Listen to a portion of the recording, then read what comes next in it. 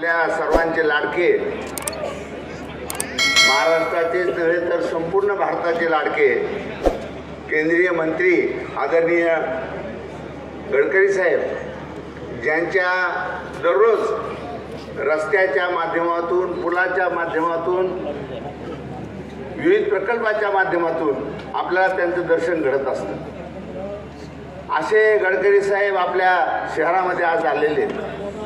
त्यांच्यात आपण आपले आमदार कुचे साहेब यांना निवडून देण्यासाठी इथं जमलेलो आहे.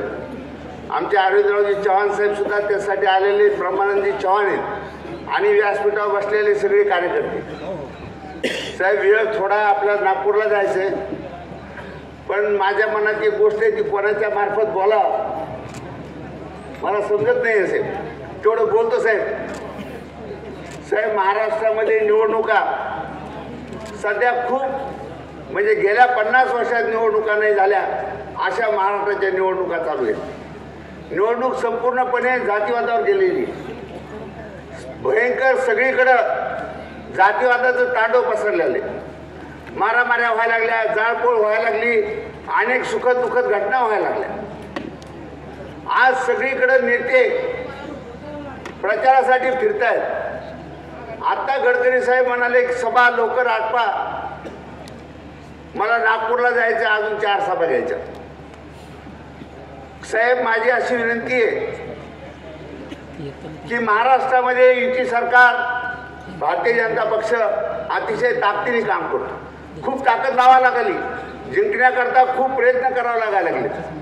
पण मला असं वाटतं की एक जर भारतीय जनता पक्षाने घोषणा केली की आमचे पुढचे मुख्यमंत्री गडकरी साहेब राहतील तर 200 जागा निवडून कुठल्याही प्रकारचे कष्ट करावं लागणार नाही.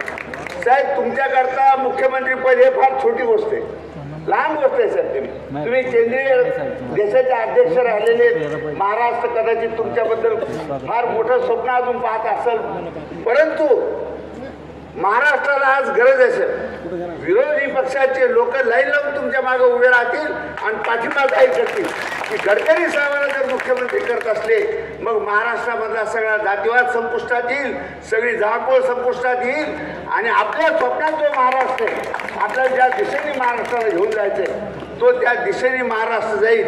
या महाराष्ट्रामध्ये तरुणांचं राज्य येईल, विकासाचं राज्य येईल, समतेचं राज्य येईल, प्रेमाचं राज्य येईल. गडकरी साहेब एक असं नाव आहे की जे सगळ्या पक्षाला लहान मुलापासून 80 वर्षाच्या माणसापर्यंत चालतं. म्हणून ज्याला आझाद शत्रू, जो या भारताच्या गळ्याचा ताईत आहे, अशा माणसाची शक्ती पक्षाने वापरली पाहिजे आणि ही निवडणूक जिंकली पाहिजे. नसता खूप अडचणीला सामना करावा लागतो.